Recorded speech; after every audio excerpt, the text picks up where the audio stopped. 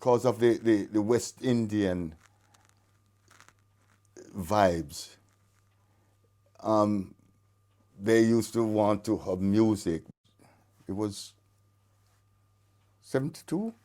And because the people were saying that it's impossible for me to get a dancing license, they said it's never heard of in England, because you said you don't get a dancing license in a pub. So I had to go to the police. I had to go to the fire people, the fire brigade. I got the council.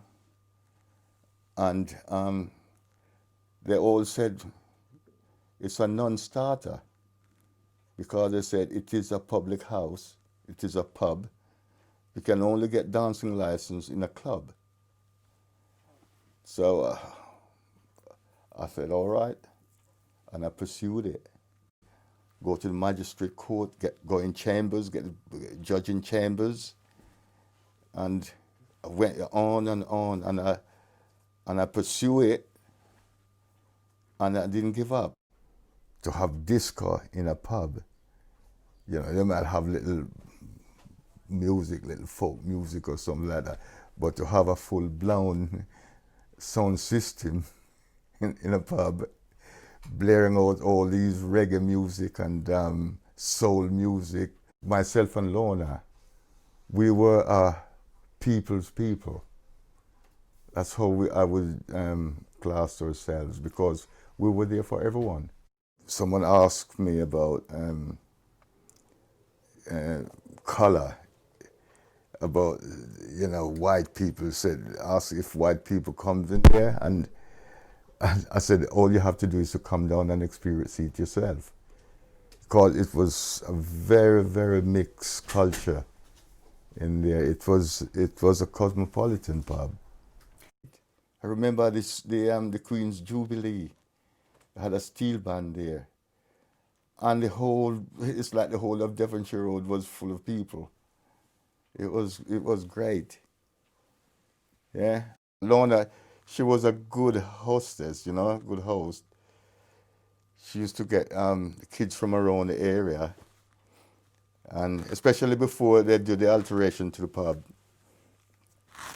we used to have the back garden, the backyard, with full of crates and beer crates and liquor drums and things like that. And we used to get loads of kids around there. We have parties around there.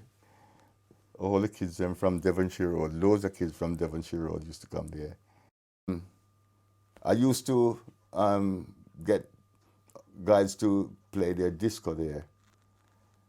And but then they started wanting too much money, you know, for a night.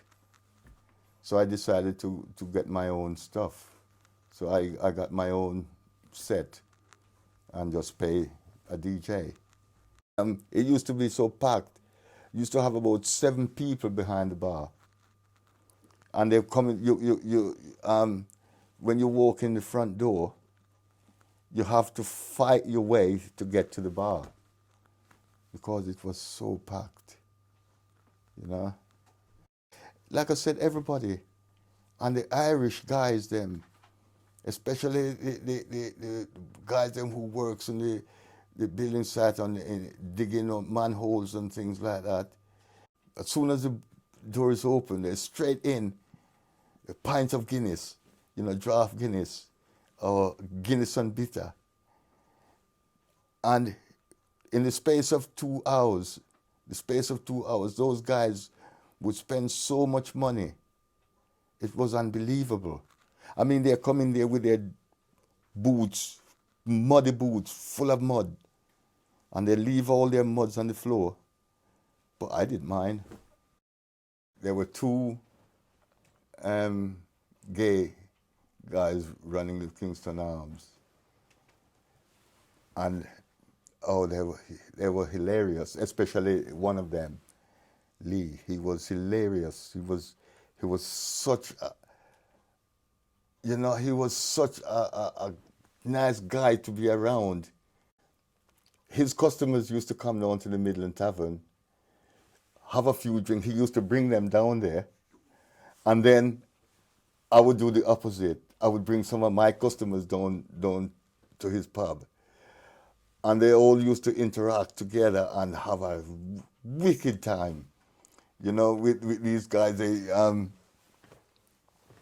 I mean, when they said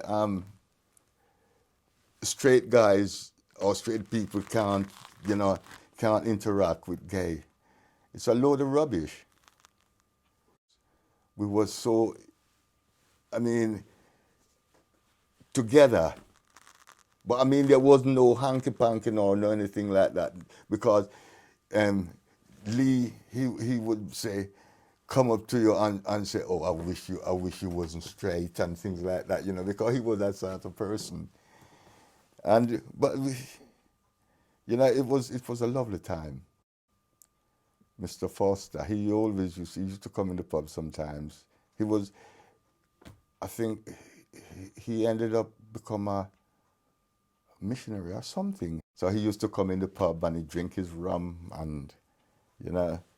And one night he came in there and he said, this will be my last night in here. I'm going to get baptized and I'm going over to Christ. And he was never one to buy everybody drinks. And I think he bought everybody a drink in there that night. And he had a good few shots of rum. And then when he left, he sort of bid everybody goodbye and said, this will be my last night in here. And he never come back in the pub again. Some of the guys, when I was at the Midland, some of the guys, like down and outs, they used to come in there, and because I know some of them were, you know, drunks, you know, on the booze, but still for all that, I used to welcome them in there sometimes. And sometimes they would be short of money, and I would give them a pint of once a fortnight or once a month. Used to get the rock and roll boys used to come in there in their rock and, you know, their Teddy Boy suits and their grease hair. Reggae music and soul music, northern soul. Some of the guys like northern soul. Used to get lots of the university students coming there, and they were saying that we were corrupting the students because they used to come in there and drink and dance and all these guys and girls, you know, they said we were corrupting them with our music. Closing time 11 o'clock. It takes sometimes an hour or more to get people out of there because it was so packed and they don't want to leave. The atmosphere was so great they didn't want to leave. And I mean, I got warning and with the police because serving after hours, you know. And I mean, I remember one guy, he came in there because we have a lock-in, and this guy was there, and he wasn't drinking, and I couldn't understand why he was there. And next thing I know, the police was there.